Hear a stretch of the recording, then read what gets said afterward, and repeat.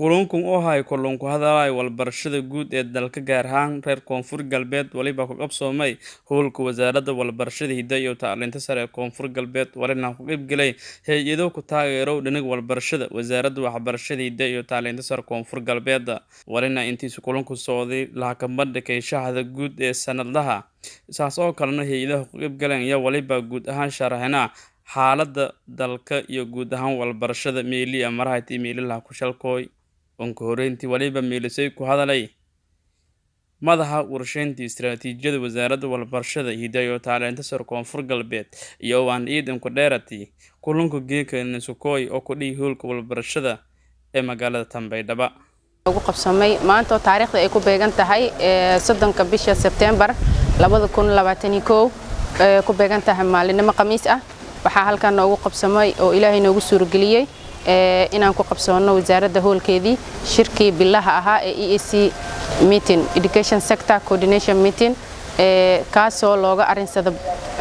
arimaha waxbarashada sidii lagu dardargelin lahaa iyo caqabadaha jira sidii loogu gudbin lahaa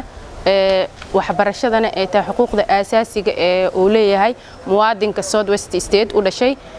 degmo kasto joogo iyo meel kasto oo ku sugan yahay si loo gaarsiin lahaa waxbarasho siman dhammaan muwaadiniinta taasna waxa iska kaashanayso wasaaradda waxbarashada iyo dadka ee bahwadaagta la tahay hadii ahaayeen hay'adaha internationalka UN-ka NGOs-ka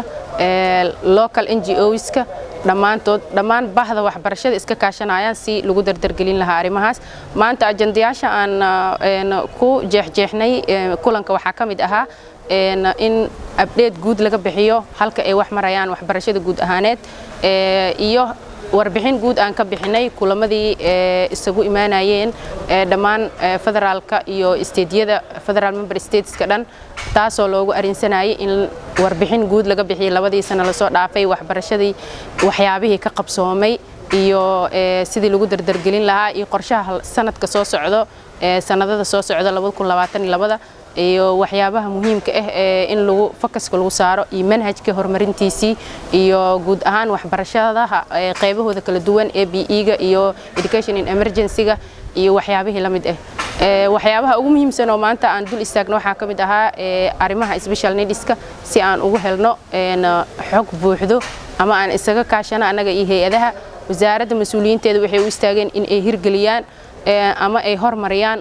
waxbarashada deegaanadan inta badan waxa waay deegaanada ugu badan ardayda ay ka maqan yihiin goobaha waxbarashada markii laga soo guud ahaan loo fiiriyo populationka dadka oo lagu qiyaaso 3 milyan ku dhawaad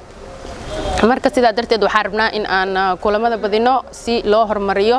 ama loo badiyo tirada isdiiwaangelinaysa ardayda ku soo biirayaan iskuulada insha Allah taala waxaan garab taagan maamul shaqadooda ku howlan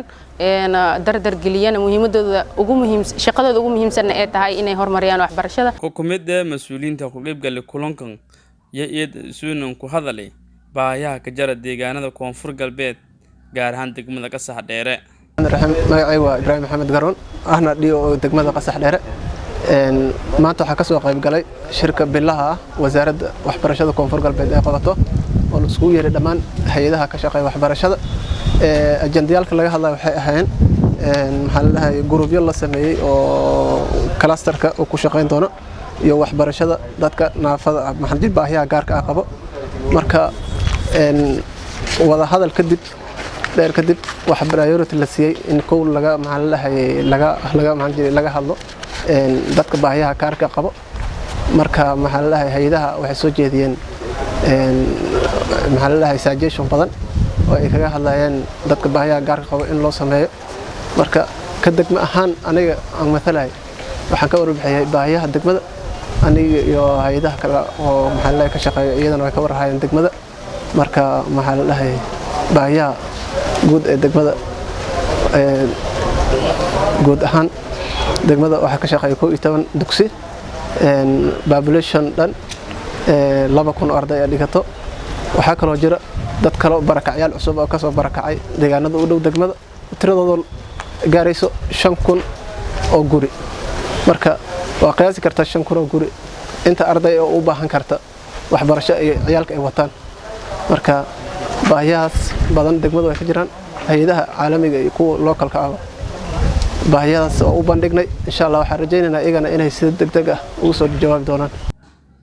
Maslax Salam Mohamed Maslax Raage Raadiyaha TV Koonfur Galbeed Baydhabo.